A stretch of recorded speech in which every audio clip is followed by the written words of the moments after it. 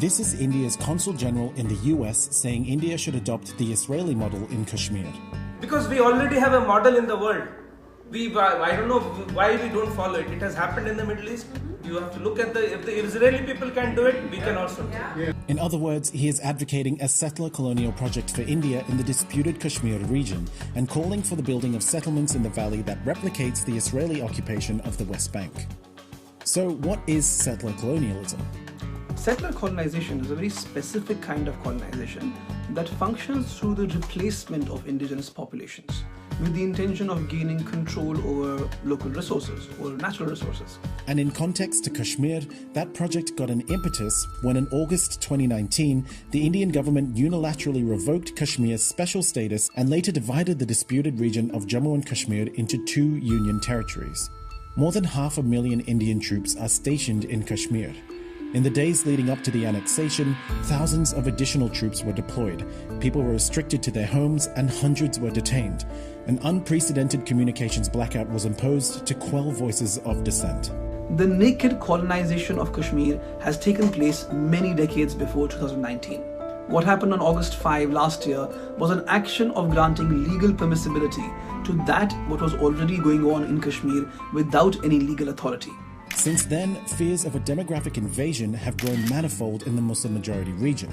Critics say India's right-wing Hindu nationalist government, the BJP, has introduced new laws that have paved way for a gradual takeover of political, administrative and economic institutions of Jammu and Kashmir.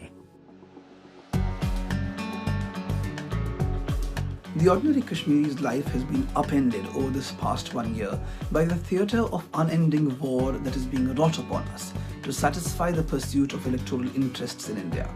Throughout this year, we have been responding to one crisis after the other as India feeds its population a rhetoric of moral superiority that allows them to wage war on the aberrant Kashmiri as well as the putative directives of Islam. First, we were not allowed to communicate with our families for weeks. Then we faced mass arrests, judicial apathy, media ban, torture and killings. The state engineered anxiety and shock to make us wonder if they will commit mass killings or go to war with Pakistan or China or both. For more than 70 years, the Kashmir conflict has remained a bone of contention between 2 nuclear powers, India and Pakistan. Tensions between Indian authorities and pro-independence groups have increased since an armed uprising in 1989 against the Indian rule. According to the rights groups, some 100,000 people have been killed since that uprising and a subsequent Indian military crackdown. मैं आज जम्मू कश्मीर के इन साथियों को भरोसा देता हूं कि धीरे-धीरे हालात सामान्य हो जाएंगे और उनकी परेशानी भी कम होती चली जाएगी. During the first 6 months of 2020, nearly 229 killings took place in different incidents of violence.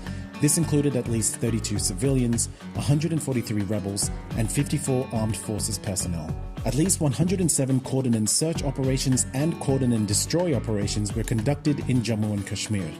More than 50 encounters took place between Indian forces and the rebel groups. And during these encounters, vandalism and destruction of civilian properties was reported, which continued during the coronavirus lockdown, rendering many families homeless amid a pandemic.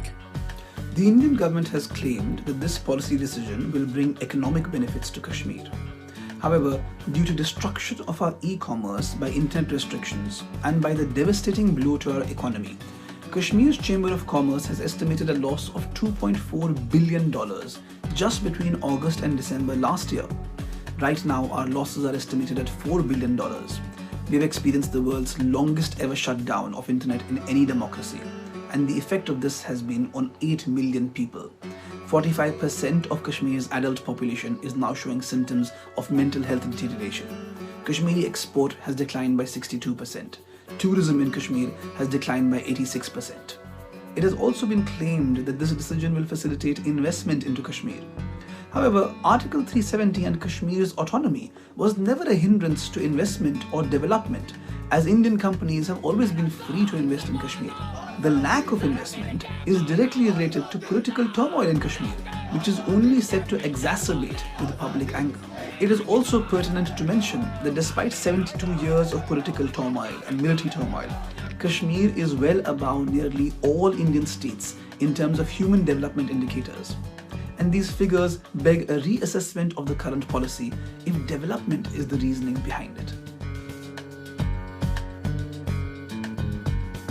Since May 2020, thousands of non-Kashmiris have been issued controversial residency certificates. They entitle a person to residency, investment, and government jobs in Jammu and Kashmir. According to the new rules, any person who has lived in Kashmir for 15 years or has studied in the region for 7 years is eligible for this domicile certificate. The consequence is going to be demographic change. You see, India's population is 100 times that of Kashmir's population. And in the first week alone since this policy was announced, 33,000 domicile certificates were issued. Right now there are reports of buses full of non-Kashmiris entering Kashmir. These are people who are Indians who will now be given political rights in Kashmir. They will get to vote in local elections and they'll try to disempower Kashmiris. You see, prior to this policy, a total of 500,000 government jobs were available only for the permanent residents of Kashmir. But under the new arrangement, it opens the field to any Indian who qualifies, who meets the criteria. And this is being done without taking the consent of the Kashmiri people.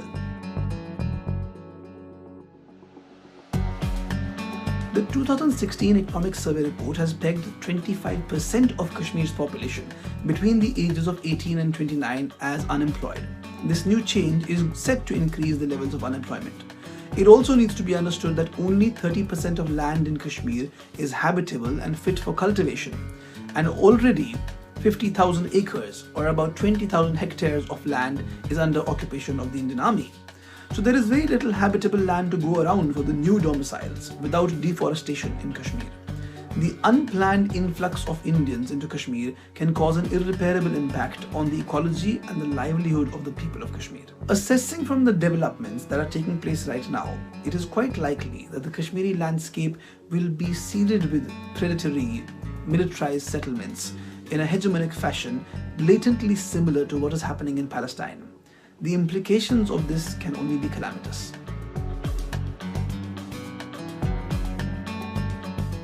A report by 3 UN special rapporteurs says that the Indian government is coercing journalists into silence through the threat of criminal sanctions.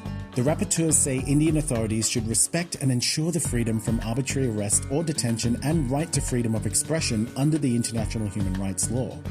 The internet shutdown was partially lifted in January this year. Since then, Kashmiris have been given access to the slow-speed 2G internet, and the ban on high-speed internet still continues even during the times of the coronavirus pandemic. In just 6 months, there have been 55 instances of internet blockades in the valley. The restrictions being placed on internet and press freedom are definitely intended to coerce these spaces of dissent into silence through legal as well as extrajudicial means. Since August 5, 2019, there have been many fact-finding teams of journalists, activists, lawyers which have visited Kashmir, and every team has reported that restrictions on dissent are causing a catastrophe along with media blackout, communication blockade, and the arrest of journalists. Now, a public policy that affects the future of so many people cannot be made in darkness through executive whim by brute suppression of dissent. Such repressive moves are just not compatible with any democracy, but these have been the modus operandi in Kashmir for many decades now. With the rapid legislative changes making way for disenfranchisement, forcible transfer of population, we fear that our home will never be the same again. And this explosive tension in Kashmir will lead to some catastrophe that will push us towards more conflict. And in Kashmir, we fear that we are going to be added to this oblivion of statistics of destruction from around the world.